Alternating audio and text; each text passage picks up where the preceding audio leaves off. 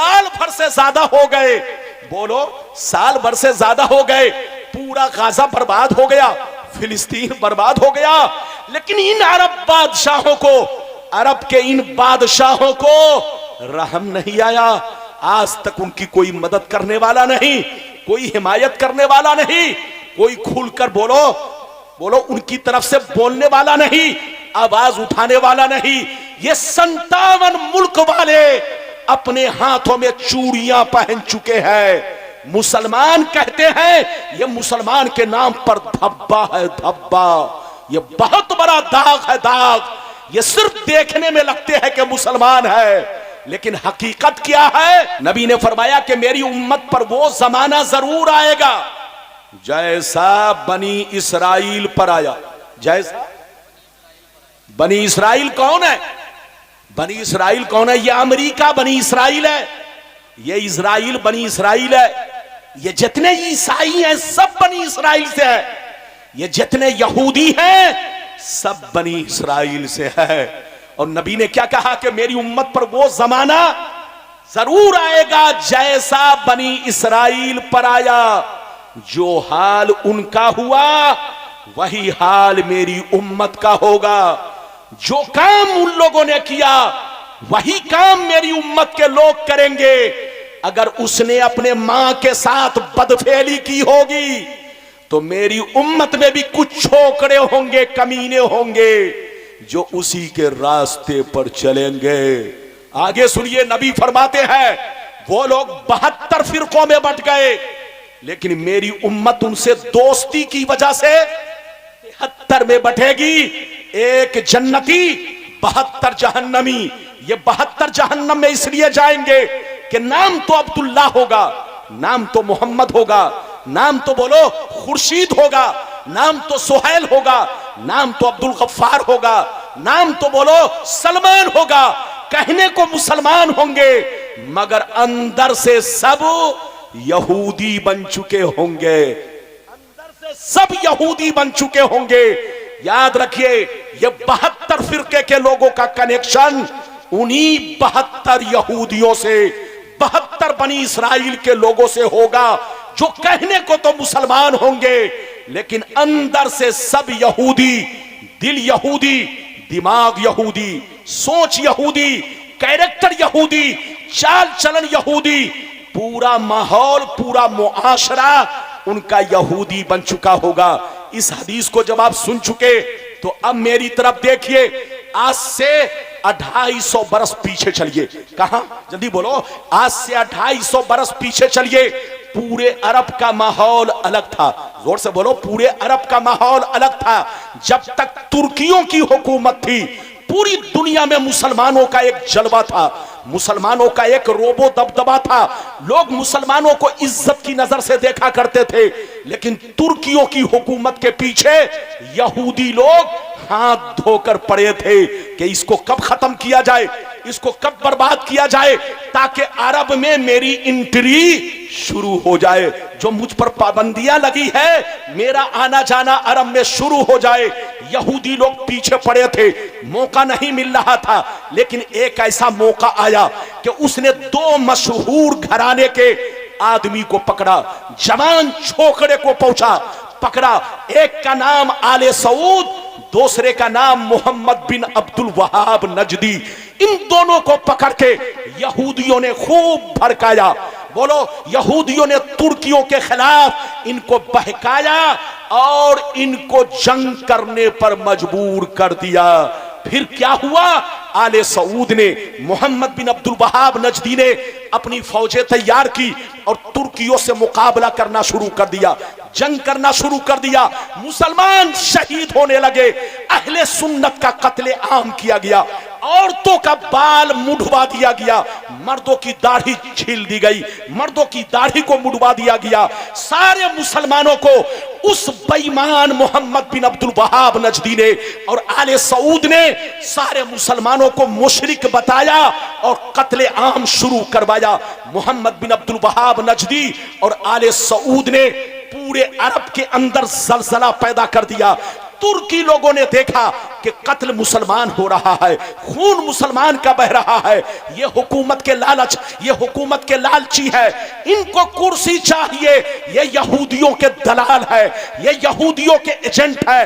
तुर्की लोग बड़े रहम दिल थे, उसने कहा ऐ जालिमो, तुमको कुर्सी चाहिए, मैं कुर्सी देने के लिए तैयार हूं, लेकिन आपस में मुसलमान का खून मत बहाओ, मुसलमानों को कत्ल मत करो, मुसलमान कत्ल हो जाएंगे तो इस दुनिया में इस्लाम का झंडा कौन लहराएगा। तुर्कियों ने कहा कि मैं अपनी कुर्सी अब मैं तुम्हें दे रहा हूं, अपनी हुकूमत छोड़ रहा हूं। उन लोगों ने अपनी कुर्सी मोहम्मद बिन अब्दुल वहाब नजदी और आले सऊद के हवाले कर दी। आज भी अरब के अंदर दो लोगों की हुकूमत चल रही है, जैसे हमारे मुल्क में आरएसएस और बीजेपी की हुकूमत मिली जुली सरकार चल रही है, ऐसे अरब के अंदर दो लोगों की हुकूमत चल रही है, एक मोहम्मद बिन अब्दुल वहाब नजदी और दूसरे नंबर पे आले सऊद। जितने मुतव्वा आपको मिलेंगे वो सब मोहम्मद बिन अब्दुल वहाब की औलाद है, जितने इमाम आपको मिलेंगे ये सब मोहम्मद बिन अब्दुल वहाब नजदी की औलाद है, जितने काजी मिलेंगे, जितने जल्लाद मिलेंगे दीनी मामले में जो आगे आगे हैं वो सब मोहम्मद बिन अब्दुल वहाब नजदी की औलाद है। और जो कुर्सी पर बैठा हुआ है ये आले सऊद है। इन दोनों लोगों की जब हुकूमत आई, कुर्सी पर ये लोग बैठ गए तो अहले सुन्नत वल जमात के जितने बनाए हुए कानून थे सबको तोड़ना शुरू कर दिया, सबको खत्म करना शुरू कर दिया। अहले सुन्नत वल जमात के जितने उसूलो ज़वाबित थे सबको खत्म कर दिया, अलग से अपना कानून बनाया, अलग से अपना मिशन बनाया, अलग से अपना अकीदा तैयार किया, अहले सुन्नत वल जमात से अपने आप को अलग कर डाला। जैसे इन लोगों की हुकूमत आई, इधर देखिए, जैसे इन लोगों की हुकूमत आई, याद रखिए अब यहूदी लोग अरब में खुल्लम खुल्ला आने लगे, ईसाई लोग भी आने लगे। फारूक आजम के जमाने से लेकर के तुर्कियों तक उनके आने पर पाबंदी थी। एक भी ईसाई अरब में मकान नहीं बना सकता था, एक भी यहूदी अरब में नहीं रह सकता था। फारूक आजम के जमाने से जो पाबंदियां थी वो तुर्कियों तक पाबंदियां थी, लेकिन तुर्कियों की हुकूमत को इन बेईमानों ने खत्म कर दिया। और खत्म करने के बाद अब यहूदियों के आने जाने पर कोई पाबंदी नहीं। अब अरब में यहूदी लोग आने लगे, ईसाई आने लगे, कारोबार करने लगे, मकान बनाने लगे, बिजनेस करने लगे। कुछ दिनों के बाद जब इनकी तादाद बढ़ी तो आपस में मशवरा किया कि अरब के बादशाहों को, अरब के मुसलमानों को बर्बाद कैसे किया जाए। तो मशवरे में यह तय हुआ कि इन लोगों को दो चीजों से आदी बनाओ, दो चीजों का आदी बनाओ, एक इनको शराबी बनाओ और दूसरे नंबर पे इनको अय्याश बनाओ। इनके सामने खूबसूरत खूबसूरत लड़कियां पेश करो, इनके घरों में अपनी बेटियों को दाखिल कर दो ताकि हमारी बेटियां इनके घर में पहुंच करके इनके घर का सिस्टम बदल दे, पूरा माहौल बदल दे। यहूदी ईसाई अपने मकसद में 100% कामयाब हो गया। इनको शराबी भी बनाया और इनको इनके घरों में अपनी बेटियां दाखिल करने लगे। अब खुले आम मुसलमान यहूदियों की बेटी से शादी करने लगे, ईसाइयों की बेटी से शादी करने लगे। अब जिसके पास 4 बीवी थी, एक मुसलमान, चारों मुसलमान थी, अब हाल ये हो गया कि ये लोग एक मुसलमान, 2 ईसाइया, 1 यहूदिया, इस तरह से अपनी बीवी रखने लगे। अब आप सीने पर हाथ रखकर बताइए कि जब लोग अपनी बीवी यहूदिया रखेंगे, ईसाइया रखेंगे, तो उसके पेट से जो बच्चा पैदा होगा उसकी मां कौन बनेगी? जोर से बोलो, उसकी मां कौन बनेगी? यहूदिया। कौन बनेगी? यहूदिया। उसका नाना कौन बनेगा? यहूदी। उसका मामू कौन बनेगा? यहूदी। उसका खालू कौन बनेगा? यहूदी। आज 1 साल से ज्यादा हो गए, लेकिन फिलिस्तीन का साथ इसलिए नहीं दिया कि ये अरब के बादशाह और अरब के मुसलमान यहूदियों के चंगुल में और इनके जाल में इस तरह फंस चुके हैं, इस तरह फंस चुके हैं कि निकलना बहुत मुश्किल है। किसी का बाप यहूदी बन चुका है, किसी का नाना यहूदी बन चुका है, किसी का मामू यहूदी बन चुका है, किसी का दादा यहूदी बन चुका है। अब जंग करे तो किससे करे, मुकाबला करे तो किससे करे, साथ दे तो किसका साथ दे। इधर दादा है, उधर नाना है, इधर चचा है, उधर मामू है, इधर खालू है, इधर चचा है। याद रखिए, यहूदियों ने पूरे अरब को अपने चंगुल में फंसा लिया है, जाल में फंसा लिया है। अभी तो तुम देख रहे हो फिलिस्तीन बर्बाद हो रहा है।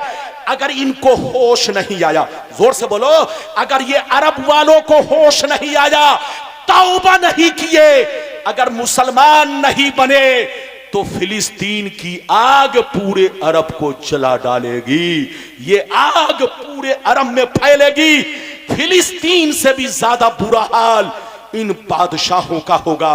इनको चूहे के सुराख में भी छुपने का मौका नहीं मिलेगा।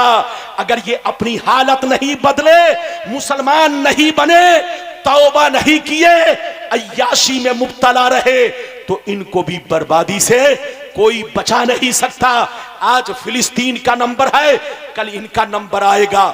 अगर ये चाहते हैं कि नंबर ना आए, अगर ये चाहते हैं कि अल्लाह के अजाब से बचे, तो तौबा करे, मुसलमान बनकर रहे, नबी के रास्ते पर चले, यहूदियत का रास्ता छोड़े, निकाह करे तो मुसलमानों की बेटियों से निकाह करे, शादी करे तो मुसलमान की बच्चियों से निकाह करे। लेकिन आज अरब वाले को मुसलमान की बच्ची कम पसंद आ रही है। आज हाल ये हो गया है, उनको यहूदी की बेटी ज्यादा पसंद आ रही है, ईसाई की बेटी ज्यादा पसंद आ रही है। ये पसंदगी इनको बर्बाद कर डालेगी। तौबा करो, होश में आओ। वो बर्बाद हुए, लेकिन आपको बर्बाद नहीं होना है। मैंने जो कुछ बयान किया है, ये कुरान और हदीस की रोशनी में एक कुरान की आयत भी सुनाता हूं। इजाजत है?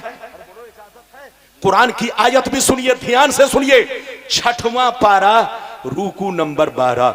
अल्लाह ताला फरमाता है, या अय्युहल्लज़ीना आमनू ला तत्तखिज़ुल यहूद वन नसारा बादुहुम औलियाउ बाद वमन यतवल्लहुम मिनकुम फइन्नहु मिनहुम। ईमान वालो, यहूद और नसारा से दोस्ती मत करो। अल्लाह फरमाता है, ईमान वालो, बिजनेस करना है बिजनेस करो, तिजारत करनी है तिजारत करो, अरे बोलो सौदा करना है सौदा करो, लेकिन इनसे दोस्ती मत रखना, इनसे रिश्ता मत करना। इनकी दोस्ती खतरे से खाली नहीं है। औलिया बादुहुम औलिया बाद, यहूदी ईसाई के दोस्त है, ईसाई यहूदी के दोस्त है। वमन यतवल्लहुम मिनकुम, जो इनसे दोस्ती करेगा वो भी उन्हीं में से है। बोलो मेरे रब का कुरान, और जो रब का कुरान कहता है वही मैं कहता हूं, वही हमारे उलमा कहते हैं। तो अल्लाह ने भी कुरान में मना फरमाया कि यहूदियों से रिश्ता मत करो, नसारा से रिश्ता मत करो, जो उनसे रिश्ता करेगा वो भी उन्हीं में से होगा। तो नबी की हदीस भी इसी के मुताबिक है कि ऐसा जमाना आएगा कि लोग बनी इस्राइल के रास्ते पर चलेंगे। जो काम उन लोगों ने किया था वही काम मुसलमान करने लगेंगे। आज अरब में खुल्लम खुल्ला चल रहा है, मैं गलत नहीं बोल रहा हूं। आज अरब में खुल्लम खुल्ला वही काम हो रहा है जो अमेरिका में हो रहा है, जो इजराइल में हो रहा है। अरब के लोग उसी काम में आज मुलव्विस है। तौबा करो, होश में आओ, अल्लाह से दुआ करो, अल्लाह उनको हिदायत दे, सच्चा पक्का मुसलमान बनाए। अरब की मुकद्दस सरजमीन को इन लोगों ने बर्बाद कर डाला। इन लोगों ने अरब की पूरी सरजमीन को नापाक कर डाला, बर्बाद कर डाला। जिस मुकद्दस सरजमीन पे दुनिया मरती है उसको बदनाम कर डाला। ये नाम के मुसलमान है, अंदर से दिल यहूदी, दिमाग यहूदी, सोच यहूदी, इनका कनेक्शन भी यहूदियों से है। इनसे कहिए तौबा करे, होश में आए, कुरान के फरमान पर अमल करे, नबी की हदीस पर अमल करे, और फिलिस्तीनियों का खुलकर साथ दे, फिलिस्तीनियों का खुलकर साथ दे, फिलिस्तीनियों की हिमायत करे। तुम नहीं बचाओगे तो कौन बचाएगा? अबे पगला बताओ, क्या हिंदुस्तान का मुसलमान जाकर बचाएगा उसे? हिंदुस्तान का मुसलमान तो सिर्फ उनके लिए दुआ कर सकता है, उनके लिए मदद मांग सकता है, उनके लिए बोलो। और क्या करेगा? तुम उस सरजमीन के रहने वाले हो, करीब के रहने वाले हो, कम से कम उनका साथ दो, उनकी मदद करो। तुमको रहम नहीं आता? याद रखो, कुरान ने खुद कहा वकज़ालिका नुवल्ली बाज़-ज़ालिमीन बादम बिमा कानू यक्सबून। अगर तुम सुधर जाओगे तो ठीक है, वरना अल्लाह तुम पर जालिमों को मुसल्लत करेगा और वो जालिम अज़ाब इलाही बनकर तुम पर टूट पड़ेगा। इसलिए तौबा करो, होश में आओ, मुसलमान बनकर रहो। बस चलते चलते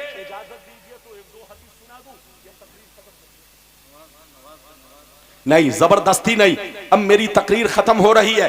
बिल्कुल अदब से बैठिए हमारी माँ बहन, आप लोग भी बैठना चाहती हैं, अदब से बैठिए, सलाम पढ़ के यहां से जाइए। ये बताइए कि मैंने जो तकरीर की आपको समझ में बात आई? अरे बोलो, समझ में बात आई?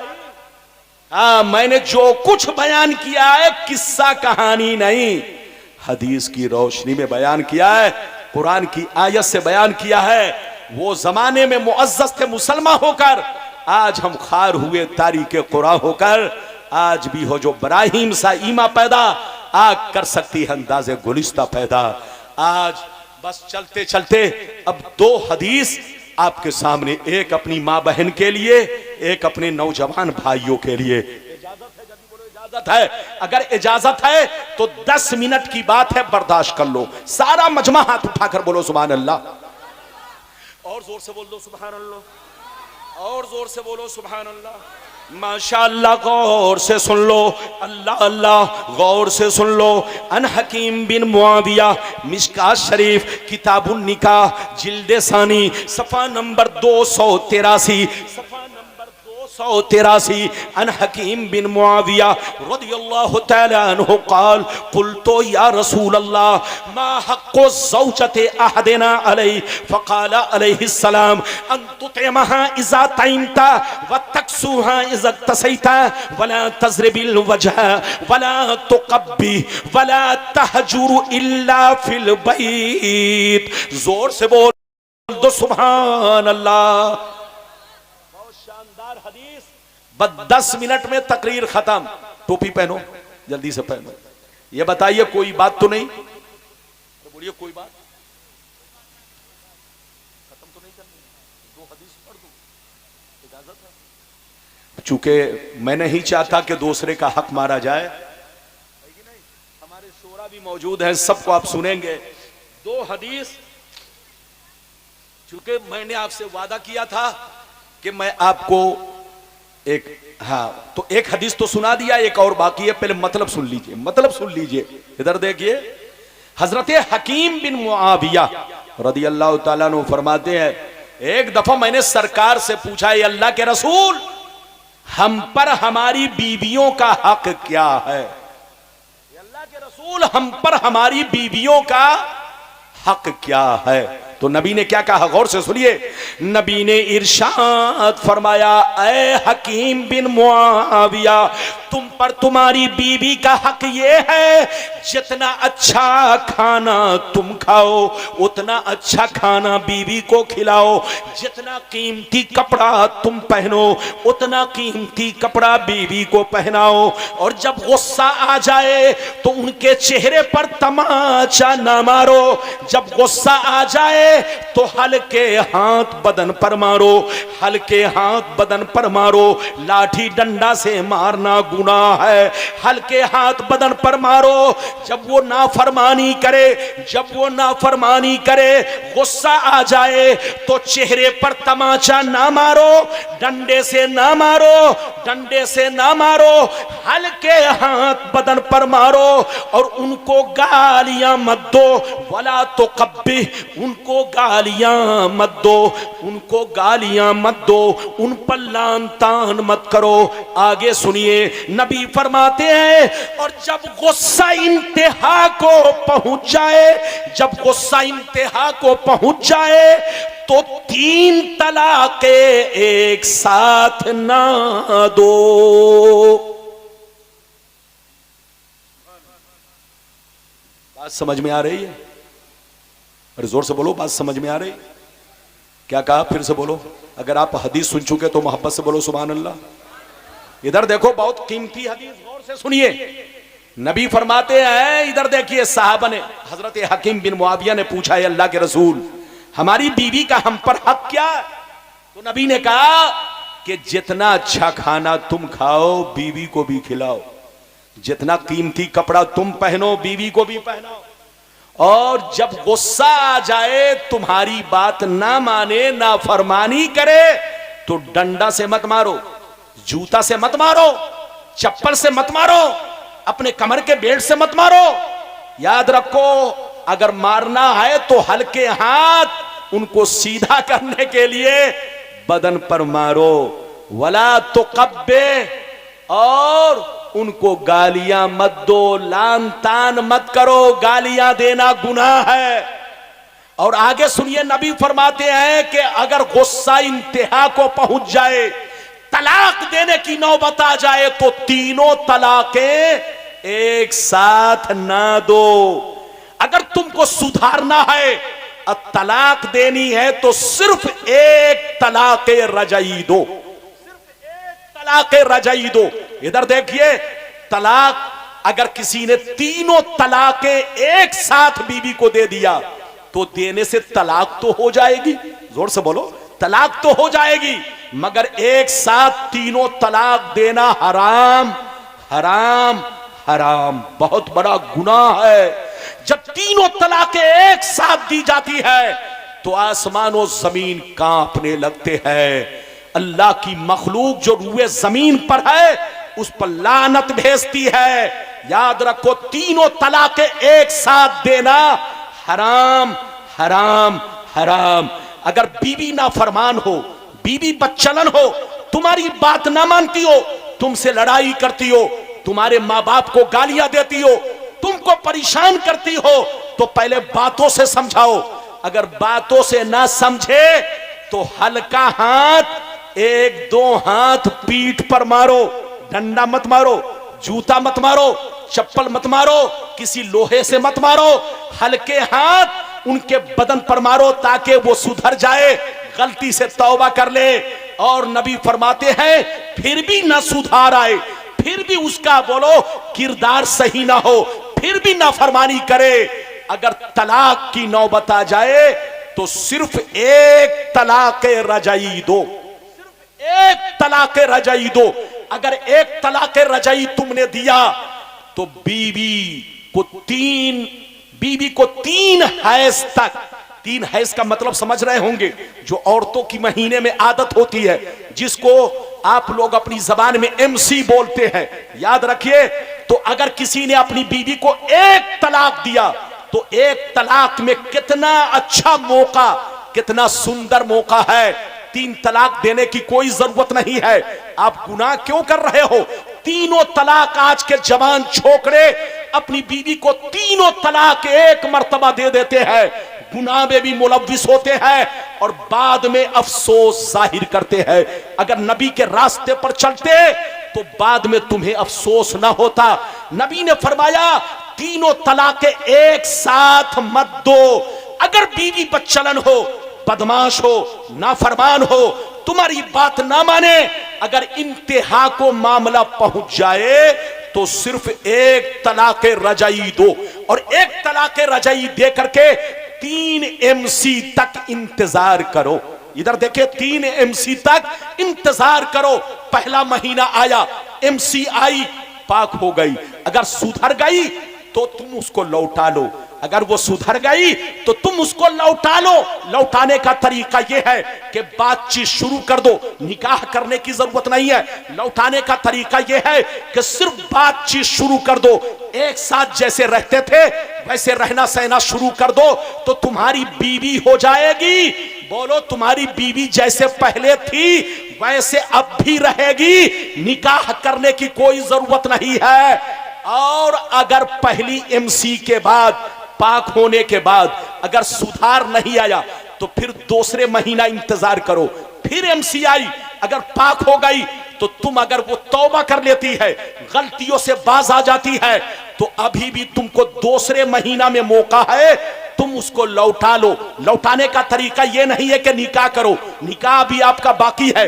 निकाह एक तलाक से नहीं टूटता, फौरन नहीं टूटता। कब टूटेगा? जिस दिन 3 MC पूरे होंगे, उस दिन एक तलाक से वो बायना होकर के निकाह से निकल जाएगी। तो इधर देखिए, एक तलाक से फौरन निकाह नहीं जाता। एक तलाक रजाई किसी ने अपनी बीवी को दिया और बीवी को देने के बाद पहली MC का इंतजार किया, आई, पाक हो गई। अगर सुधर गई तो रजात कर ले, बातचीत शुरू कर दे, जैसे रहता था वैसे रहना सहना शुरू कर दे, निकाह की कोई जरूरत नहीं। अगर पहले महीने में सुधार नहीं आया, दूसरे महीने में आ गया तो ठीक है, रजत कर ले, लौटा ले, बातचीत शुरू कर दे, जैसे पहले रहता था उसी तरह रहना सहना शुरू कर दे। निकाह बाकी है, निकाह करने की कोई जरूरत नहीं है, न पढ़वाने की जरूरत है। लेकिन अगर 2 महीने में नहीं सुधार आया, अगर तीसरी MC आई फिर पाक हो गई, तो याद रखिए, अगर वो पाक हो चुकी है, 3 MC पूरे हो चुके हैं, तो अब इसी एक तलाक से बोलो जो आपने दिया था, अब ये 3 महीना तक जो आपने नहीं लौटाया, सुधार नहीं आया, औरत अपने आदत से बाज नहीं आई, तो जैसे 3 MC पूरे होंगे, अगर आपने लौटाया नहीं, नाराज रहे, पहली MC आई गुजर गई, आपने लौटाया नहीं, दूसरी MC आई गुजर गई, आपने लौटाया नहीं, तीसरी MC आई गुजर गई, आपने लौटाया नहीं, न औरत ने तौबा किया न माफी मांगा, तो जिस दिन 3 MC पूरे होंगे उसी दिन निकाह खत्म हो जाएगा। अब 3 तलाक देने की कोई जरूरत नहीं है। अब औरत अपने मैके चली गई, अरे बोलो मान लो औरत अपने मैके चली गई, इद्दत गुजारी और इद्दत गुजारने के बाद अपने मैके चली गई। कहां चली गई? जोर से बोलो। इद्दत गुजारने के बाद मैके चली गई। लेकिन मान लीजिए साल 6 महीना के बाद अगर उस औरत को एहसास हुआ कि मैंने बहुत बड़ी गलती की है, चलो शौहर से माफी मांगते हैं, सास ससुर से माफी मांगते हैं, अपने ससुराल वाले से माफी मांगते हैं। अगर औरत को यह एहसास हुआ अपनी गलती का और उसने माफी मांगी, तो अब आपके लिए आसान रास्ता है कि फौरन निकाह कर लो और घर में बुला लो। हलाला की कोई जरूरत नहीं है। हलाला उस वक्त है जब मुसलमान अपनी गलती से तीनों तलाक एक मर्तबा दे या अलग अलग करके 3 तलाक दे, तब हलाला की जरूरत है। लेकिन अगर सुन्नत के मुताबिक अगर किसी ने अपनी बीवी को 1 तलाक रजाई दिया, अगर अपनी बीवी को 3 MC तक नहीं लौटाया, तो इसी 1 तलाक की बदौलत वो बायना होकर के निकाह से निकल जाएगी। निकाह खत्म। अब दोबारा रखना पड़े तो सिर्फ निकाह कीजिए और अच्छी जिंदगी गुजारिए। मिटा दो अपनी हस्ती को। अगर कुछ मर्तबा चाहो कि दाना खाक में मिलकर गुले गुलजार होता है। मैंने जो मसला बयान किया समझ में आ बात आएगी नहीं? अरे बोलो, मेरे जैसा आदमी क्लियर, पानी का पानी, इतना क्लियर बयान आपको सबके सामने, बोलो हर आदमी के बस की बात नहीं है। मैंने आपको बिल्कुल क्लियर बयान किया। आप अगर समझे तो ठीक, वरना कैसेट में बजा करके फिर से सुन लीजिएगा। मैंने आपके सामने वादा किया था, बस एक और हदीस सुनाता हूं। इजाजत है? जल्दी बोलो, इजाजत है? इजाजत है तो आखिरी हदीस सुनिए, तकरीर खत्म। लेकिन ऐसे नहीं सुनाऊंगा, सारा मजमा हाथ उठाकर बोलो सुभान अल्लाह। और जोर से बोल दो सुभान अल्लाह, और जोर से बोलो सुभान अल्लाह। माशाअल्लाह, गौर से सुन लो। मिशकात शरीफ, से बोलो मिशकात शरीफ, जिल्दे सानी, किताबुन निकाह, सफा नंबर 283। अनि इब्ने अब्बास रदियल्लाहु तआला अन्हु क़ाल रसूलुल्लाह सल्लल्लाहु तआला अलैहि वसल्लम अरबउ मन ऊतियहुन्ना फ़क़द ऊतिया खैरत दुनिया वल आखिरा, क़ल्बुन शाकिरुन व लिसानुन ज़ाकिरुन व बदनुन अलल बलाई साबिरुन व ज़ौजतुन ला तबगी है खौना फी नफ्सिहा वला मालिही। जोर से बोल दो सुभान अल्लाह। बस अब तकरीर खत्म हो रही है। इधर देखिए, आज हदीस पढ़ने में थोड़ा सा मेरा मूड कम बना। उसकी वजह यह कि चिड़चिड़ापन, ये जो देख रहे हैं सब ठीक है, लेकिन थोड़ा इतनी आवाज में चरचराहट है कि बिल्कुल दिमाग भी चरचरा रहा है। अरे बोलो है कि नहीं? लेकिन ये तो मैंने बर्दाश्त किया, और आपकी मोहब्बत, क्या अपने आका की मोहब्बत में मैंने आप तक पैगाम पहुंचाया। बैठिए, बस 2 मिनट 5 मिनट बस, तकरीर खत्म। इधर देखिए, इजाजत है? अरे जोर से बोलो, इजाजत है? बस हाथ नीचे कीजिए, फिर शायरों को मुलायजा कीजिए। हमारे शोरा इकराम तशरीफ फरमा है। अभी तो आपने बोलो ज़ैनुल आबिदीन साहब बोलो को नहीं सुना है, और एक पर एक आपके इलाके में नात खां है। पहले लोग बाहर से बड़े बड़े नात खां को बुलाते थे, अब तो आपके इलाके ही में एक पर एक है। इलाके के लोगों को आगे बढ़ाओ, इलाके के लोगों को आगे बढ़ाओ। आपका बच्चा आगे बढ़ेगा तो आप आगे बढ़ेंगे, है कि नहीं? तो बात चली तो मैंने कह दिया, मैंने आखिरी हदीस सुना दी है। अब मतलब सुन लीजिए, मतलब इधर देखिए, नबी ने फरमाया 4 खसलतें ऐसी हैं, 4 खसलतें ऐसी हैं, यानी 4 चीजें ऐसी हैं कि जिस शख्स के अंदर वो चारों चीजें हों तो गोया उसने दीनों दुनिया की दौलत पा लिया। गोया उसने दीनों दुनिया की, जोर से बोलो, दौलत पा लिया। 4 चीजें जिसके अंदर, पेट ढाको, बस तकरीर खत्म हो रही है, ध्यान से सुनो। नबी ने फरमाया कि 4 चीजें जिसके अंदर हो, ये याद रखो कि वो आदमी बड़ा मुकद्दर वाला है। 4 चीजें, 4 खसलतें, 4 औसाफ जिसके अंदर मौजूद हो, समझो कि उसको दीनों दुनिया की भलाई मिल गई, दीनों दुनिया की दौलत मिल गई। सहाबा ने पूछा, है अल्लाह के रसूल, वो 4 चीजें क्या हैं? तो नबी ने फरमाया, कल्बुन शाकिरुन, शुक्रगुजार दिल। क्या फरमाया? नंबर 1 शुक्रगुजार दिल। क्या मतलब? वो दिल जो अपने अल्लाह का शुक्रगुजार हो, जो अपने रब का शुक्रगुजार हो, नंबर 1। और दूसरे नंबर पर लिसानुन ज़ाकिरुन, अल्लाह ने अगर जबान दिया है तो बंदा अल्लाह का जिक्र करता रहे। ये 2 दौलतें। तीसरी दौलत क्या है? सुनिए, नबी फरमाते हैं, बदनुन अलल बलाए साबिरुन, जब कोई मुसीबत आ जाए तो सब्र करे। ये 3 दौलतें हो गई। और चौथी दौलत, जिसको ऐसी बीवी मिली हो जो अपने नफ्स में भी खयानत ना करती हो और शौहर के माल में भी खयानत ना करती हो। अगर किसी को ऐसी बीवी मिल गई कि जो अपने नफ्स में भी खयानत ना करती हो और शौहर के माल में भी खयानत ना करती हो, ये 4 चीजें जिसको मयस्सर हो गई, ये चारों खूबियां जिसके अंदर पाली गई, समझो वो मुकद्दर वाला है। उसको दीनों दुनिया की भलाई नसीब हो गई, दीनों दुनिया की दौलत नसीब हो गई। 3 चीजें तो आपको समझ में आ गई। लेकिन आखिरी में नबी ने क्या कहा? ऐसी बीवी हो जो अपने नफ्स में भी खयानत ना करे और शौहर के माल में भी खयानत ना करे। माल में खयानत करने का मतलब यह है कि शौहर ने अगर 10,000 रुपए दिए कि बच्चों के पढ़ाई पर खर्च करना, बच्चों के कपड़े पर खर्च करना, बच्चों के खाने पीने पर खर्च करना, तो बीवी को जिन चीजों के लिए पैसा दिया गया है उन्हीं चीजों में खर्च करे। अपनी मनमानी उसके पैसे का इस्तेमाल ना करे, क्योंकि ये अमानत में खयानत है। शौहर को धोखा देना है।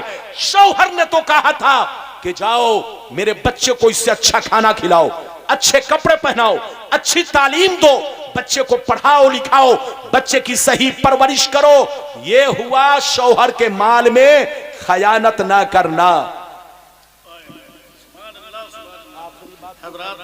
शहजादे हुजूर बादशाह बिलग्राम ताजदार बिलग्राम शरीफ गुले गुलजारे वाहिदियत शेख कामिल मुर्शिद कामिल सरकार हुसैन मियां साहब क़िबला की आमद हो रही है। नारे तकबीर, जरा हाथों को उठा करके वाहिदी दूल्हा का इस्तकबाल करें।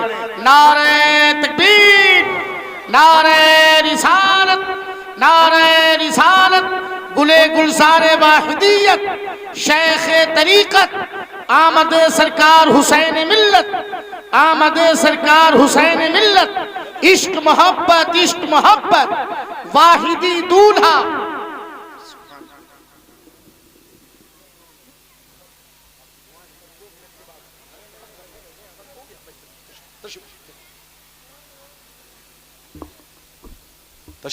तशरीफ रखें बस मेरी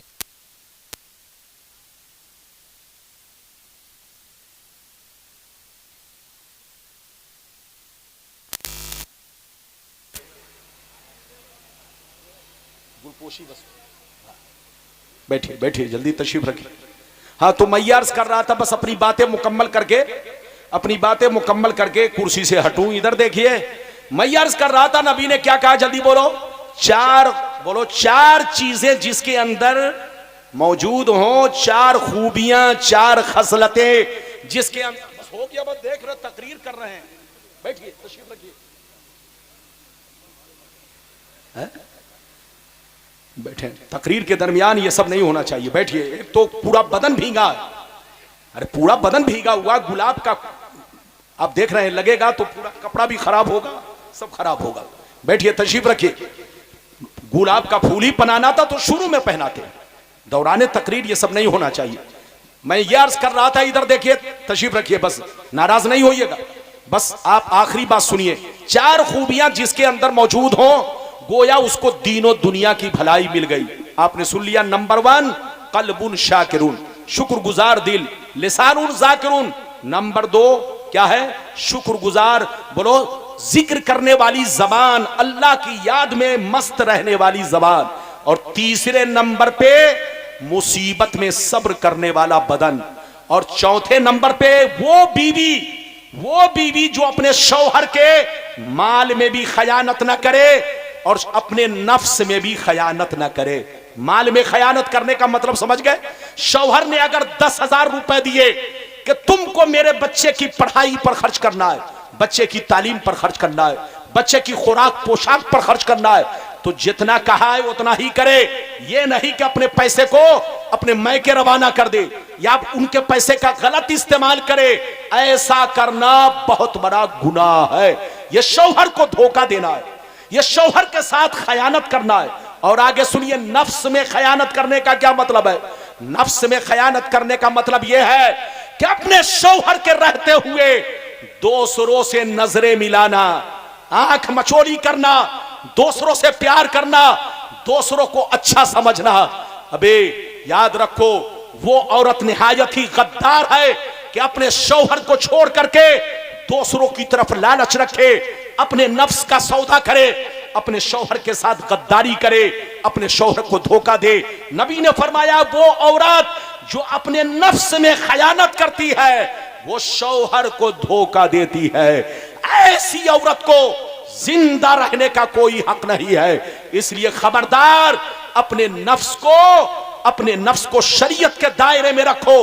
अगर तुमको खूबसूरत समझना है तो अपने शौहर को समझो, प्यार करना है तो अपने शौहर को समझो, शरीके जिंदगी समझना है तो अपने शौहर को समझो, अपनी जिंदगी का मावा मलजा सब अपने शौहर को समझो। शौहर की जात पर भरोसा रखो। शौहर तुम्हें नमक रोटी खिलाए तो नमक रोटी खाओ, शौहर अगर तुम्हें मुर्गा खिलाए तो मुर्गा खाओ। नबी ने फरमाया, वो औरत गद्दार है जो अपने नफ्स में भी खयानत करती हो और शौहर के माल में भी खयानत करती हो। इसलिए ऐ हमारी मां बहने, इज्जत के साथ जिंदगी गुजारो। जो शौहर तुम्हारे लिए खून पसीना बहाता है, मुंबई जाता है, दिल्ली चाहता है, न जाने तुम्हें छोड़कर, बच्चों को छोड़ करके कितनी परेशानियों से 2 पैसे कमाता है, उनके पैसे का गलत इस्तेमाल मत करो। उनके पैसे में किनका हक है उस हक को पहचानो और जैसा कहा है वैसा ही इस्तेमाल करो। और अपने शौहर के रहते हुए किसी और की तरफ माइल होना यह बहुत बड़ा गुनाह, बहुत बड़ा धोखा और बहुत बड़ी खयानत है। अल्लाह आपको सलामत रखे, आबाद रखे, जलसे को कबूल फरमाए, मेरा आना सबका आना कबूल फरमाए। चलते चलते 3 जुमले बयान करता हूं। जहां रहिए मुसलमान बनकर रहिए, अपनी जिंदगी को शरीयत के मुताबिक रखिए, मस्जिद को भी आबाद रखिए, घर को भी आबाद रखिए, सीना को भी आबाद रखिए। मस्जिद आबाद रहती है इबादत से, मस्जिद आबाद रहती है इबादत से, और घर आबाद रहता है कुरान की तिलावत से, और सीना आबाद रहता है नबी की मोहब्बत से। जिनके पास ये तीनों अनमोल दौलतें हैं वही सच्चा पक्का मुसलमान है, वही अच्छा मुसलमान है। अल्लाह आपको सलामत रखे, आबाद रखे, जलसे को कबूल फरमाए, मेरा आना सबका आना कबूल फरमाए। इंशाअल्लाह फिर मुलाकात होगी, इजाजत दीजिए, खुदा हाफिज। अगर कसदन साहब लफ्ज़न मानन कहीं से समझाने में जबान फिसल गई हो, अभी चचा मियां आए फूल पहनाने, मैं जोश में था, यकीनी बात है बात समझाने में बोलिए थोड़ा सा मुझको हो सकता है मिस्टेक हो जाता तो मैंने फूल नहीं पहनाने दिया। तो अब ऐसा नहीं कि आप नाराज हो जाएंगे, अगर नाराज हो गए हो तो माफ कर दीजिएगा। फूल पहनाने का तरीका यह है शुरू में पहनाया जाए, है कि नहीं, ताकि तकरीर में कहीं से डिस्टर्ब ना हो। आप इनाम दे रहे थे तो भी मैंने रोक दिया। ये पूरे भारत में मेरा मिजाज है, पूरे मुल्क में अगर तकरीर के दौरान कोई इनाम देने आता है तो मैं कभी भी हाथ में जल्दी नहीं पकड़ता हूं, ताकि मेरी तकरीर नोटों में उलझ कर न रह जाए और मैं लोगों को प्यासा जाने दूं, अपना पैगाम सही से न पहुंचा सकूं। अल्लाह हमें हिदायत दे। यह भी शेर मुलाहिजा फरमाए, वो जमाने में मुअज्जज थे मुसलमान होकर, वो जमाने में मुअज्जज थे मुसलमान होकर, आज हम खार हुए तारीके कुरान होकर। और आज भी हो जो बराहीम सा ईमा पैदा, आग कर सकती है अंदाजे गुलिस्तां पैदा। मेरे दोस्त, मेरे अजीज, मेरे बच्चे, मेरी प्यारी मां बहन, अपने आप को मुसलमान कहना तो बहुत आसान है, मगर मुसलमान बनकर रहना बहुत मुश्किल काम है। मैंने जिस आयत को मौजू बनाया, रब्बे करीम का इरशाद पाक, इन्नद्दीन इंदल्लाहिल इस्लाम, बेशक अल्लाह के नजदीक अगर कोई दीन है, धर्म है, मजहब है तो वो सिर्फ इस्लाम है। इसके अलावा अल्लाह के नजदीक कोई दीन नहीं है। अल्लाह का दीन, नबी का दीन, रसूल का दीन, बोलो क्या है? इस्लाम है। इस्लाम ही दीन है। कुरान कहता है, वमन यब्तगी गैरल इस्लाम दीना फलन युक़बल मिन्हु, जिसने इस्लाम के अलावा किसी और चीज को अपना दीन बनाया तो अल्लाह की बारगाह में उसकी कोई हैसियत नहीं है। बेशक अल्लाह के नजदीक इस्लाम ही दीन है। ये बताओ हम लोग क्या हैं? जोर से बोलो। मुसलमान। हाथ उठाकर बोलो, हम लोग क्या हैं? जोर से बोलो। कोई पूछे कि आपका दीन क्या है तो क्या जवाब दोगे? इस्लाम। बोलो क्या है? आप क्या जवाब दोगे? जोर से बोलो। इस्लाम। कोई पूछे कि मुसलमान किसको कहते हैं तो आप क्या कहोगे? मुसलमान किसको कहते हैं? इस्लाम के मानने वाले को कहते हैं। लेकिन इधर देखिए, मुसलमान इस्लाम की नजर में दो तरह के हैं। एक वो मुसलमान है जो दुनिया की नजर में मुसलमान है, और दूसरा वो मुसलमान जो इस्लाम की नजर में मुसलमान है। दुनिया की नजर में मुसलमान वो है जिसका नाम अब्दुल्लाह है, जिसका नाम मोहम्मद है, जिसका नाम अब्दुल गफ्फार है, जिसका नाम अब्दुल सत्तार है, वो दुनिया की नजर में मुसलमान है। चाहे वो दिन भर में 100 बोतल शराब पीता हो, जुआ खेलता हो, सट्टा खेलता हो, एक वक्त की नमाज ना पढ़ता हो, अल्लाह रसूल से कोई मतलब ना रखता हो, हलालो हराम की कोई तमीज न रखता हो, बस नाम मुस्लिम है तो वो मुसलमान हो गया।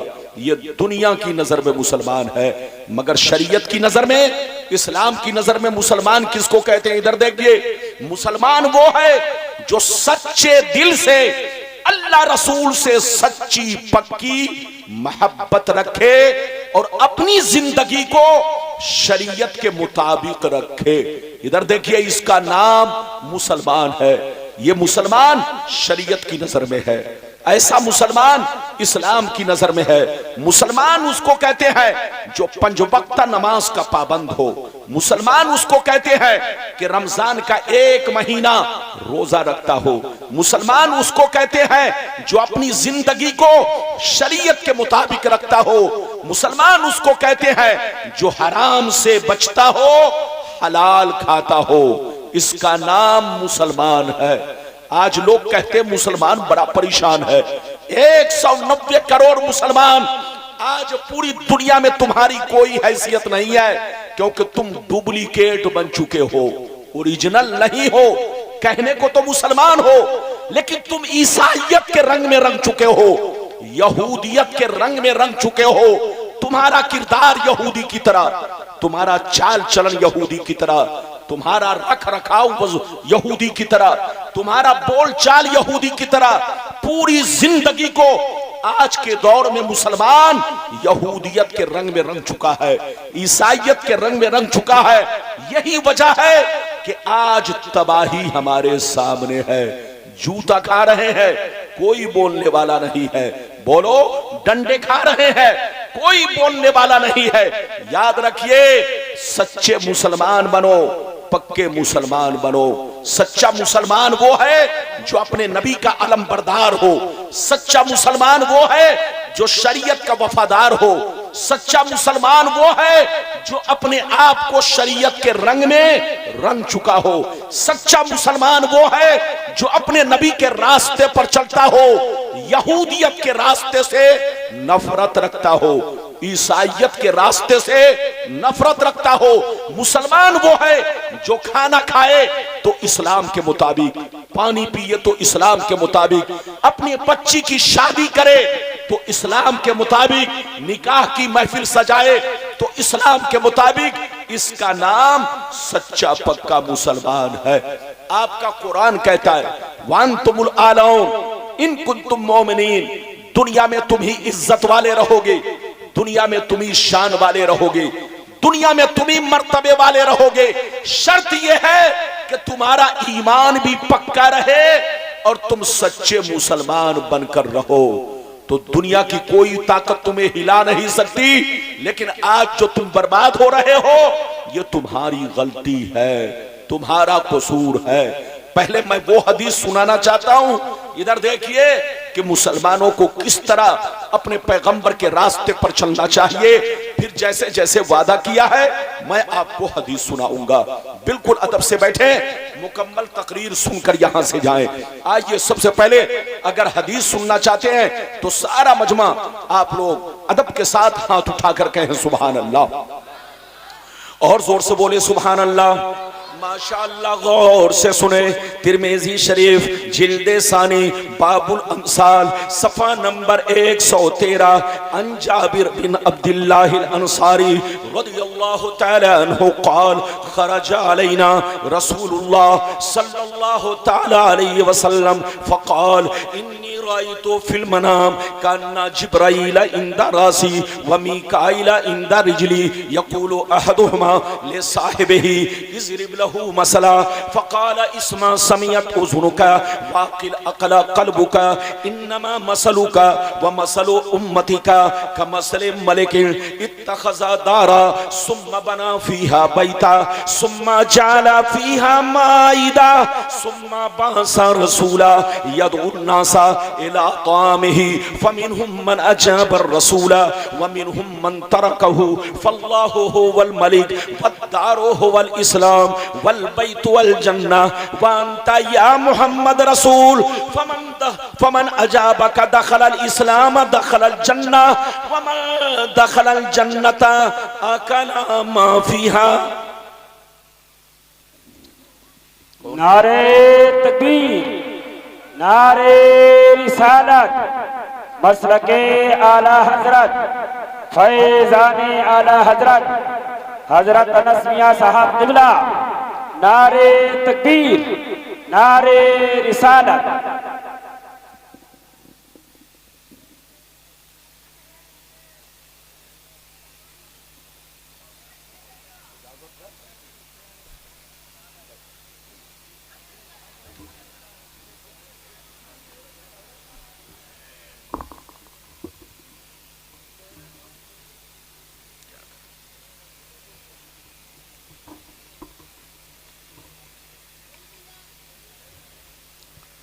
बिल्कुल बैठिए, अदब से बैठिए। आप देख रहे हैं शहजादा रसूल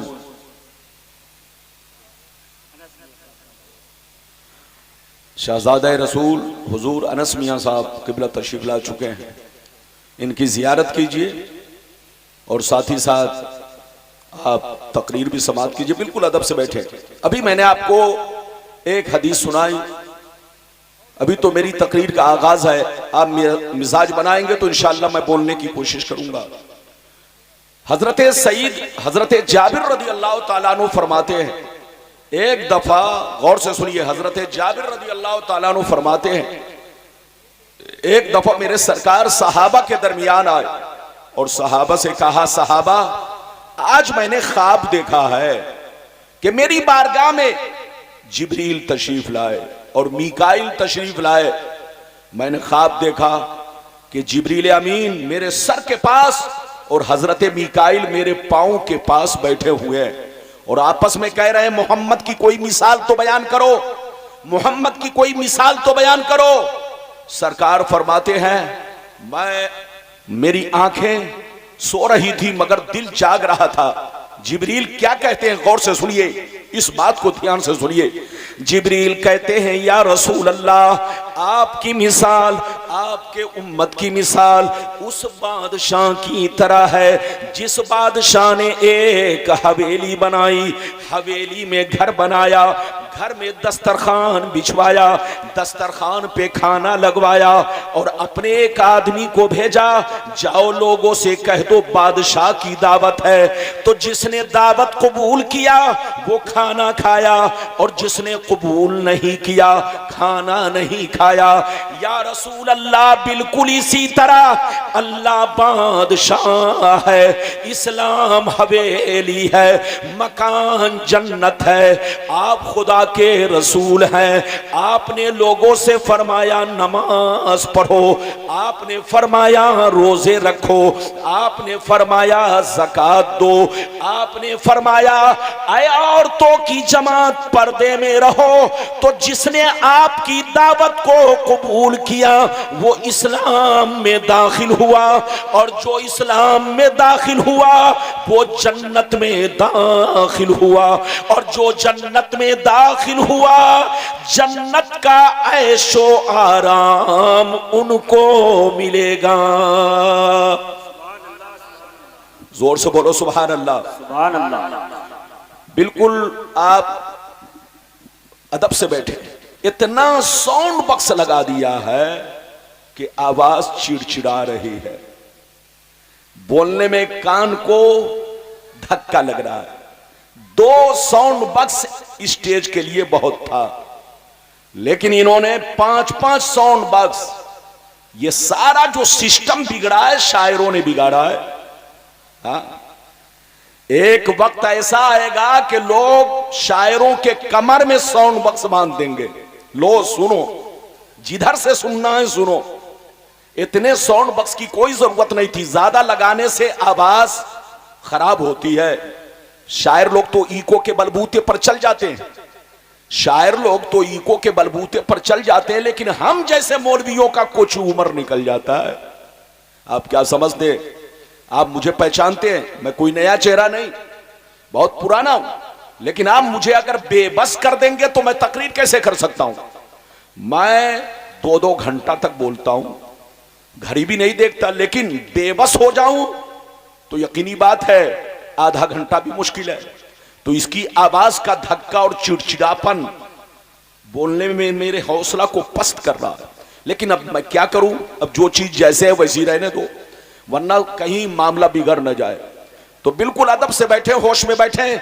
मैंने अभी आपको एक हदीस सुनाई, जिब्रील ने क्या कहा, सरकार आपकी मिसाल, आपके उम्मत की मिसाल उस बादशाह की तरह है जिसने एक हवेली बनाई, हवेली में घर बनाया, घर में दस्तरखान बिछवाया, दस्तरखान पे खाना लगवाया और अपने आदमी को भेजा, जाओ लोगों से कह दो बादशाह की तरफ से दावत है। तो जिसने दावत कबूल की उसी ने खाना खाया और जिसने कबूल नहीं की उसको खाना खाने का मौका नहीं मिला। सरकार अल्लाह बादशाह है, इस्लाम हवेली है और इस हवेली में मकान जन्नत है और आप खुदा के पैगंबर हैं, रसूल हैं। आपने, अल्लाह ने आपको दुनिया में भेजा कि जाओ मेरी दावत पेश करो, तो जिन लोगों ने आपकी दावत कबूल किया, जिन लोगों ने आपके हुक्म पर नमाजें पढ़ी, रोजा रखा, हज किया, ज़कात दी, औरतों ने पर्दा नशी बन करके अपनी जिंदगी को गुजारा, तो ये अल्लाह के रसूल जिसने आपकी दावत कबूल की वो इस्लाम में दाखिल हुआ, और जो इस्लाम में दाखिल हुआ वो जन्नत में दाखिल हुआ, और जो जन्नत में दाखिल हुआ जन्नत का ऐशो आराम उन्हें मयस्सर होगा। तो मुसलमान बनो, जन्नत ऐसे नहीं मिलेगी। लोग आजकल जन्नत को बहुत सस्ती चीज समझ रहे हैं। याद रखिए, जन्नत कोई सस्ती चीज नहीं है, और मुसलमान बनना भी कोई आसान नहीं है। सिर्फ कलमा पढ़ लेने से तुम मुसलमान होने का हक अदा नहीं कर सकते। कलमा के साथ साथ मुसलमान होने की जिम्मेदारी भी आपको निभानी पड़ेगी। अपनी जिंदगी को शरीयत के मुताबिक गुजारना होगा। अपनी जिंदगी को पैगंबर के रास्ते पर चल करके अपनी जिंदगी को इस्लाम के रंग में रंगना पड़ेगा। मेरी तरफ देखिए, अब मैं आपको दूसरी हदीस सुनाना चाहता हूं। ऐसी ऐसी हदीस सुनाऊंगा कि बदन के रोंगटे खड़े होंगे और अल्लाह का खौफ पैदा होगा। बशर्ते कि मेरी तकरीर को सुन करके जाइए। इजाजत है तो मैं दूसरी हदीस सुनाऊं। सारा मजमा अगर हदीस सुनना चाहता है तो हाथ उठाकर बोलो सुभान अल्लाह, और जोर से बोल दो सुभान अल्लाह, और जोर से बोलो सुभान अल्लाह। माशाअल्लाह, गौर से सुनो। मिशकात शरीफ जिल्दे अव्वल बाबुल कबायर सफा नंबर 17 की हदीस सुनो।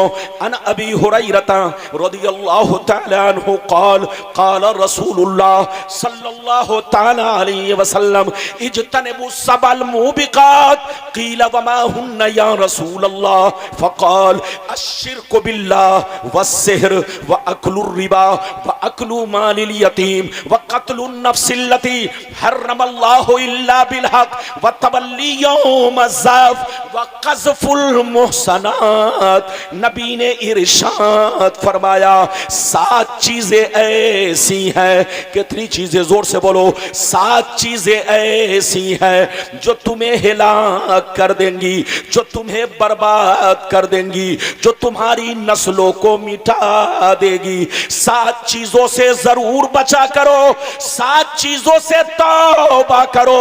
अपने आप को बचाओ, बच्चों को बचाओ, अपनी नस्लों को बचाओ।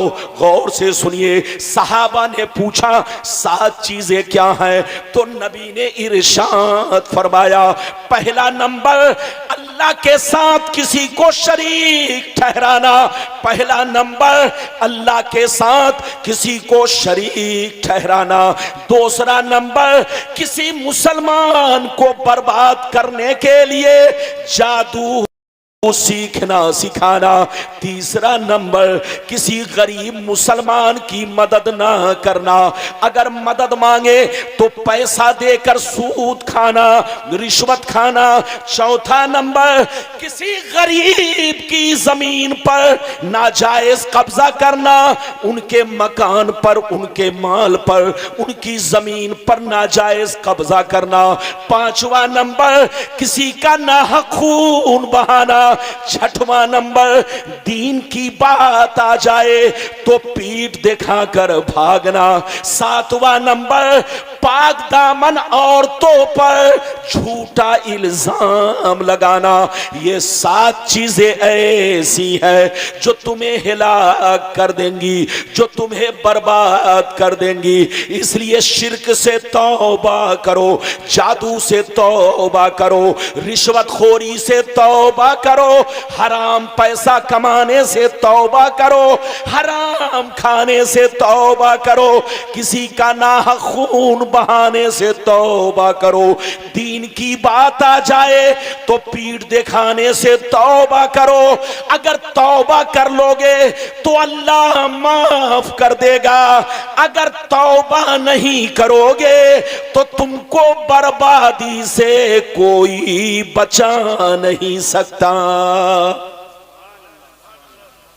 इधर देखिए, आप लोग क्या समझते हैं?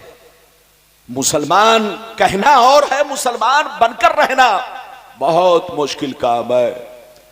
इधर देखिए, आप समझते हैं कि आपकी बीवी आपसे ज्यादा मोहब्बत करती है, आप समझते हैं कि आपकी मां आपसे ज्यादा मोहब्बत करती है, आप समझते हैं कि आपके बच्चे आपसे ज्यादा मोहब्बत करते हैं, आप समझते हैं कि आपका समधी, आपके रिश्तेदार, आपका दामाद, आपके भाई बहन आपसे ज्यादा मोहब्बत करते हैं, लेकिन आप धोखे में हैं, आप गलत फहमी में हैं। इधर देखिए, नबी फरमाते हैं, कान खोलकर सुन लो, अल्लाह ताला अपने बंदों से सबसे ज्यादा मोहब्बत करता है, उसकी मां से भी ज्यादा, उसके बाप से भी ज्यादा, उसके भाई बहनों से भी ज्यादा, उसके तमाम रिश्तेदार से ज्यादा अल्लाह ताला उस बंदे से मोहब्बत करता है जो बंदा गलती होने पर अल्लाह से तौबा कर लेता है। जो बंदा गलती होने पर अल्लाह से, जोर से बोलो, तौबा कर लेता है। अगर तौबा कर लेता है तो अल्लाह की रहमत उसे माफ कर देती है, और अगर तौबा नहीं करता तो अल्लाह की गिरफ्तारी सख्त हो जाती है, इतनी सख्त कि तुमको कोई बचा नहीं सकता। इसलिए तौबा करो, होश में आओ, मुसलमान बनकर रहो। मैं आपको एक वाकया सुनाना चाहता हूं, इजाजत है? जल्दी बोलो, इजाजत है? फिर हदीस सुनाऊंगा। सैयदना जुन्नून मिस्री का नाम सुना होगा। एक दिन दरिया के किनारे खड़े थे। कहां खड़े थे? जोर से बोलो। दरिया के किनारे खड़े थे। अचानक आपने देखा एक खतरनाक जहरीला बिच्छू आ रहा है। क्या देखा? एक खतरनाक जहरीला बिच्छू आ रहा। जैसे आपकी नजर पड़ी, आप उसे गौर से देखने लगे। जब देखने लगे तो आपने क्या देखा? ये बिच्छू दरिया के किनारे गया। अचानक एक छोटा सा मेढक ऊपर आया, बिच्छू उसकी पीठ पर बैठा और मेढक उसे पानी में लेकर तैरने लगा। उस पार ले गया और ले जाकर बिच्छू को छोड़ दिया। बिच्छू उतरा और बड़ी तेजी से चलने लगा। एक दरख्त के सामने जा रहा था बिच्छू। आप फरमाते हैं कि जैसे मेरी नजर पड़ी तो मैंने क्या देखा? दरख्त के नीचे एक जवान छोकरा बेहोश पड़ा है और उसके सीने पर सांप बैठा है। अचानक सांप उसे डसने वाला था कि यह खतरनाक बिच्छू गया, सांप को ऐसा डंक मारा कि 1 मिनट में सांप दम तोड़ दिया, मर गया। बिच्छू वहां से लौटा और दरिया के किनारे आया, मेढक की पीठ पर बैठा। फिर मेढक ने इसे इस पार लाकर छोड़ दिया। सैयदना जुन्नून मिस्री जब ये मंजर देखते हैं, आपकी आंखों में आंसू आते हैं। आप अल्लाह की बारगाह में दिल ही दिल में अर्ज करते हैं, परवरदिगार, लगता है ये तेरा नेक बंदा है, लगता है ये तेरा वली है। ये अल्लाह, इसे सांप डसने वाला था लेकिन तूने बिच्छू को भेज करके सांप को मरवा दिया और उसकी जान बचा ली। ये अल्लाह, लगता है ये तेरा दोस्त है। आप आहिस्ता आहिस्ता आगे बढ़े। जैसे जवान के करीब पहुंचे तो आपने क्या देखा? उसके मुंह से शराब की बदबू आ रही है। जैसे बदबू मिली, आप चीख मार कर रब से कहने लगे, परवरदिगार, ये तो शराबी है, ये तो नाफरमान है, इसे मर जाना चाहिए। ये अल्लाह, तूने सांप को मरवा दिया और बिच्छू, ये अल्लाह, तूने सांप को मरवा दिया और तूने इस जवान की जान बचा ली। बिच्छू के जरिए सांप को मरवा दिया और तूने इसकी जान बचा ली। ये अल्लाह, इसे तो दुनिया में जिंदा रहने का हक नहीं है। तो निदा आई, जुन्नून मिस्री, कान खोलकर सुन लो, तुम्हारा रब बड़ा मेहरबान है, तुम्हारा रब बड़ा रहीम है, तुम्हारा रब बड़ा करीम है। अपने किसी भी बंदे को फौरन सजा नहीं देता, अपने किसी भी बंदे को फौरन अजाब में मुब्तला नहीं करता। पहले उसको तौबा का मौका देता है, पहले उसको सुधरने का मौका देता है, पहले उसे होश में आने का मौका देता है। अगर वो तौबा नहीं करता, होश में नहीं आता, तब मेरी गिरफ्तारी सख्त हो जाती है, तब मैं उस पर सजा मुसल्लत करता हूं। ऐ जुन्नून मिस्री, ये बंदा मेरा शराबी है, देखना जब होश आएगा तो जरूर तौबा करेगा। जैसे होश आया तौबा किया, जैसे होश आया, जुन्नून मिस्री के चेहरे पर नजर पड़ी, शर्मिंदा हुआ। आपने पूछा, है जवान, क्या तुझे कुछ खबर है? ये देख, मरा हुआ सांप तेरे सीने पर बैठा था, ये जिंदा था, तुझे डसने वाला था, लेकिन अल्लाह ने खतरनाक बिच्छू को भेज करके सांप को मरवा दिया और तेरी जान बचा ली। क्या अभी भी वक्त नहीं है कि तौबा करो? इतना सुनना था, वो चीख मार कर रोने लगा, कहने लगा मेरे रब, मेरे परवरदिगार, तू कितना बड़ा मेहरबान है, कितना बड़ा रहीम व करीम है कि मुझ जैसे पापी की जान तूने बिच्छू के जरिए बचाई, बिच्छू के जरिए सांप को मरवा दिया और मुझे बचा लिया। ये अल्लाह, आज से मैं तौबा करता हूं कि अब मैं शराब नहीं पीऊंगा, जब तक दुनिया में रहूंगा तेरे रसूल की जिंदगी के मुताबिक अपनी जिंदगी गुजारूंगा, तेरी शरीयत के मुताबिक अपनी जिंदगी गुजारूंगा, तेरे कानून के मुताबिक अपनी जिंदगी गुजारूंगा। निदा आई जुन्नून मिस्री, मेरे उस बंदे से कह दे कि अल्लाह ने तौबा भी कबूल कर ली है और अपना उसे दोस्त भी बना लिया है। मिटा दो अपनी हस्ती को। नारे रिसालत, मसलके आला हजरत, फैज़ाने औलियाए किराम, आमदे शहजादे हुजूर फातहे बिलगिराम। मिटा दो अपनी हस्ती को। अगर कुछ मर्तबा चाहो कि दाना खाक में मिलकर गुले गुलजार होता है, गलती सबसे होती है, जोर से बोलो, गलती सबसे होती है, लेकिन सबसे बड़ा मुजरिम वो है जो गलती करे और सीना तान कर चले। जोर से बोलो, सबसे बड़ा मुजरिम वो है कि गलती करे और सीना तान कर चले।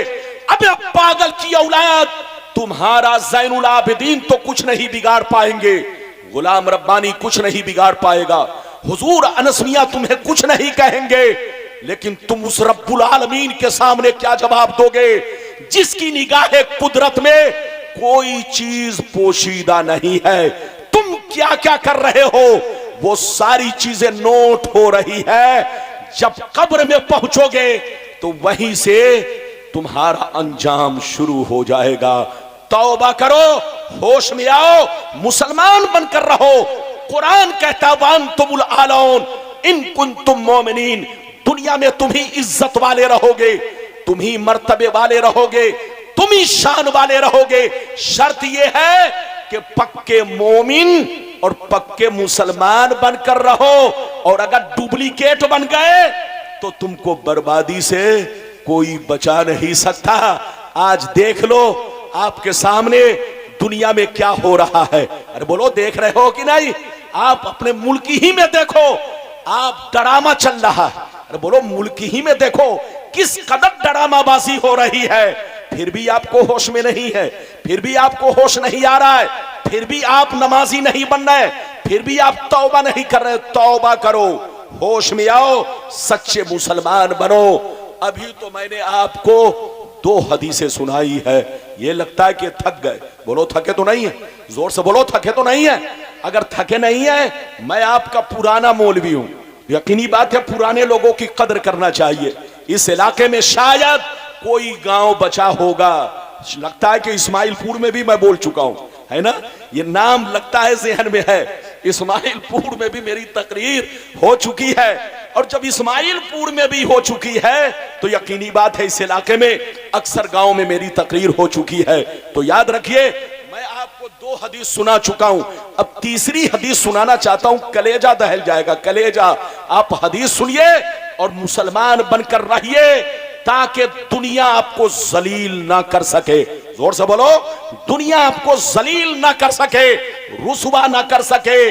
बोलो, आज आप जलील हो रहे हो, रुसवा हो रहे हो, इसका कारण आपकी बदआमालियां है, इसका कारण आपकी बदआमालियां है। तौबा करो और मुसलमान बनो। अब मैं तीसरी हदीस सुनाना चाहता हूं, सारा मजमा हाथ उठाकर बोलो सुभान अल्लाह, और जोर से बोल दो सुभान अल्लाह, और जोर से बोलो सुभान अल्लाह। माशाअल्लाह, गौर से सुनो, तिरमिजी शरीफ जिल्दे सानी बाबुल फितन सफा नंबर 44 की हदीस सुनो। अन अली इब्ने अबी तालिब रदियल्लाहु तआला अन्हु क़ाल रसूलुल्लाह सल्लल्लाहु तआला अलैहि वसल्लम इज़ा फ़अलत उम्मती 15 खसलत हल बिहल बला क़ील वमा हिय या रसूलल्लाह फ़क़ाल इज़ा कानल मग़नमु दुबला वल अमानतु मग़नमा वज़्ज़कातु मग़रमा व तार रजुलु ज़ौजतहु वक़ा उम्महु व बर्र सदीक़हु व जफ़ा अबा वर्तफ़ातिल अस्वातु फिल मसाजिद व कान ज़ईमुल क़ौमि अरज़लहुम व उक्रिम अर्रजुलु अन ख़ौफ़ि शर्रि व शुरिबतिल ख़ुबूर व लुबिसल हरीर व तुख़िज़तिल क़ैनातु वल मआज़िफ़ व लअना आखिरु हाज़िहिल उम्मति अव्वला। जोर से बोल दो सुभान अल्लाह।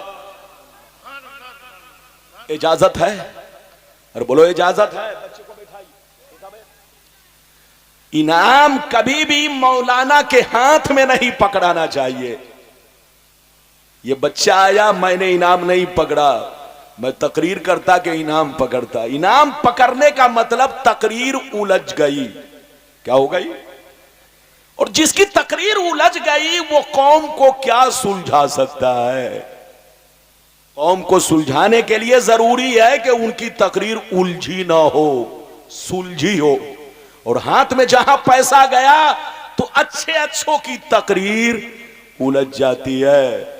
तो बिल्कुल आप अदब से बैठे। मैंने अपनी जिंदगी को उलझाया नहीं है, सुलझाने की कोशिश की है। कौम को बेकार नहीं जाने दिया है, कौम को प्यासा नहीं जाने दिया है। कौम को सही पैगाम और सही रिवायत आप तक पहुंचाने की कोशिश की है। मैंने बहुत शानदार हदीस सुनाई चचा, बहुत शानदार, कलेजा दहल जाएगा। मतलब सुनिए, नबी ने इरशाद फरमाया, आका ने इरशाद फरमाया, जिस दिन मेरी उम्मत में 15 खराबियां समा जाएंगी, चारों तरफ से मुसीबतें घेर लेंगी, परेशानियां घेर लेंगी। मुसलमान परेशान रहेगा, मुसलमान बर्बाद होगा, मुसलमान जलील होगा, मुसलमान रुसवा होगा। जब तक के तौबा ना कर ले, जब तक के अल्लाह से माफी ना मांग ले। सहाबा ने अर्ज किया, वो 15 खराबियां क्या है जिसकी वजह से आपकी उम्मत बर्बाद होगी, आपकी उम्मत जलील होगी, आपकी उम्मत रुसवा होगी? तो नबी ने सबका जवाब दिया। इधर देखिए, नाम ले लेकर आपने साफ साफ बयान किया। इज़ा कानल मग़नमु दुबला वल अमानतु मग़नमा वज़्ज़कातु मग़रमा इला आखिरिल हदीस। पैगंबर ने फरमाया, जब लोग माले गनीमत को अपना माल समझने लगे, किसी की अमानत को अमानत ना समझे, अमानत में खयानत करने लगे, ज़कात देने को तावान समझने लगे, लोग बीवी की बात माने, माँ को नाराज रखे, दोस्त से मोहब्बत करे, बाप पर जुल्म करे, मस्जिद में लड़ाई करे, गुंडों की ताज़ीम करे, चोर बेईमानों को अपना सरदार बना ले, शराब नोशी आम हो जाए, जिनाकारी आम हो जाए, रेशमी कपड़े आम हो जाए, गाने बजाने का सामान लोग घरों में भर डाले, लोग सड़कों पर लौंडियों से नाच करवाए, लौंडियों से डांस करवाए। दुनिया से जो अच्छे लोग गुजर गए, लोग उन पर लान तान करे, लोग उनको गालियां दे, लोग उनको बुरा भला कहे। जिस दिन ये 15 खराबियां मेरी उम्मत में समा जाएगी, चारों तरफ से मुसीबतें घेर लेंगी। कितने लोगों ने हदीस सुन लिया? हाथ उठाकर बोलो सुभान अल्लाह। हाथ नीचे करो। नबी ने क्या कहा? कितनी खराबियां? 15। जिस दिन मुसलमानों में 15 खराबियां पैदा हो गई, उनको बर्बादी से कोई बचा नहीं सकता, उनको जिल्लत और रुसवाई से कोई बचा नहीं सकता। मुसलमान करोड़पति रहेगा मगर परेशान रहेगा, 50 लाख की गाड़ियों से चलेगा मगर परेशान रहेगा, एयर कंडीशन मकानों में सोएगा मगर परेशान रहेगा, लाम काफ शीन छाटेगा, बुकराती छाटेगा मगर परेशान रहेगा। उसकी वजह यह है, इधर देखिए कि आप गुनाहों की जंजीरों में जकड़ चुके हैं। कहने को तो मुसलमान है, लेकिन हकीकत में मुसलमान कहलाने का हक नहीं है। मुसलमान कहलाने का हक नहीं, हक उसे है जो नबी के रास्ते पर चलता हो, हक उसे है जो कुरान के मुताबिक चलता हो, हक उसे है जो अपने बेटियों की शादी शरीयत के मुताबिक करता हो, हक उसे है जो 5 वक्त नमाज पढ़ता हो, हक उसे है जो अपने बीवी बच्चों को शरीयत के मुताबिक जिंदगी गुजारने की तालीम देता हो, अपनी बीवी बच्चों को पर्दा नशीब बना के रखता हो। इसका नाम मुसलमान है। तो जहां रहिए मुसलमान बनकर रहिए, तौबा कीजिए। नबी ने जो 15 खराबियों का जिक्र किया, आज 15 नहीं, आज हमारे अंदर कूट कूट के बुराइयां भरी जा रही है। अच्छा एक बात बताइए, कुरान क्या कहता है? इधर देखिए, एक बात सुनते रहिए, ध्यान से सुनिए, बहुत कीमती बात, बहुत कीमती बात। इधर देखिए, जब मुसलमानों में कोई गड़बड़ी पैदा हो जाए और जब मुसलमान अपनी गड़बड़ी को दूर ना कर सके, तो नबी फरमाते हैं, जब मुसलमान बुराइयों में मुब्तला हो जाए, गुनाहों में मुब्तला हो जाए, गड़बड़ी में मुब्तला हो जाए, अगर वो अपने गुनाह को दूर ना कर सके, तौबा ना कर सके और सही रास्ता इख्तियार ना कर सके, तो फिर अल्लाह उस पर गैरों को मुसल्लत करता है ताकि वो जूता खाए, चप्पल खाए, लाठी खाए, गालियां सुने, तब उनको होश में आए। आज जो कुछ हो रहा है ये सिर्फ आपको सुधारने के लिए हो रहा है। आज जो कुछ हो रहा है आपको आगाह करने के लिए कि अभी भी होश में आओ, अभी भी सच्चे पक्के मुसलमान बनो। जब मुसलमान अपनी गलती को खुद नहीं सुधारता तो अल्लाह ताला गैरों को मुसल्लत कर देता है। यह आपका कुरान कहता है, मैं अपनी तरफ से नहीं, कुरान कहता है, वकज़ालिक नुवल्ली बादज़्ज़ालिमीन बादम बिमा कानू यक्सबून। जब मुसलमान पाप में मुब्तला हो जाता है, जब मुसलमान गुनाह में मुब्तला हो जाता है, जब मुसलमान डुप्लीकेट बन जाता है, तो अल्लाह उस पर जालिमों को मुसल्लत कर देता है। उसका जुल्म अल्लाह का अजाब बन जाता है। देखने में तो लगता है कि फला बम गिरा रहा है, लेकिन वो हकीकत में ये है, वो अजाब इलाही है। इधर देखो, अल्लाह का अजाब सिर्फ आंधियों का चलना नहीं है, तूफान का चलना नहीं है, सिर्फ जलजला आना नहीं है, सिर्फ बाढ़ आना नहीं है। अल्लाह का अजाब यह भी है कि अल्लाह जिसे चाहे, बोलो जिस मखलूक से चाहे, बोलो अपना काम ले ले। आसमान से लेकर जमीन तक हर चीज अल्लाह की फौज है। जोर से बोलो, आसमान से लेकर जमीन तक अल्लाह की फौज है। इधर देखिए, आप समझते हैं सिर्फ अल्लाह की फौज फरिश्ते हैं, अल्लाह की फौज तो फिर बोलो अल्लाह की, बोलो अल्लाह के सिपाही ये सारे फरिश्ते हैं। लेकिन ये दुनिया की जितनी मखलूक है सब फौज इलाही है, सब अल्लाह के सिपाही है। अल्लाह अगर किसी को सजा देना चाहता है तो जिस चीज के जरिए चाहता है दे देता है। इधर देखिए, कभी बीमारियां भेजकर सजा देता है, कभी बलाएं भेजकर सजा देता है, कभी वबाओं को भेजकर सजा देता है। और जब आमाल बिगड़ जाते हैं तो अल्लाह जालिमों को मुसल्लत करके सजा देता है ताकि तुम तौबा करो, होश में आओ, मुसलमान बनो, नबी के सच्चे पक्के गुलाम बनो। अभी तो मैंने आपको कई हदीसें सुनाई, जोर से बोलो 3 हदीसें। आप घबराए तो नहीं? जोर से बोलो, घबराए तो नहीं? इधर देखिए, मेरे हाथ में घड़ी भी नहीं है, मैं चेहरा देखकर तकरीर करता हूं। जब से मोबाइल निकला है तब से मैंने घड़ी पहनना बंद कर दिया है। अब सारा मामला चेहरा पर है। कमेटी इजाजत देती है नहीं है और आपका चेहरा खुश है तो मैं तकरीर करने के लिए तैयार हूं।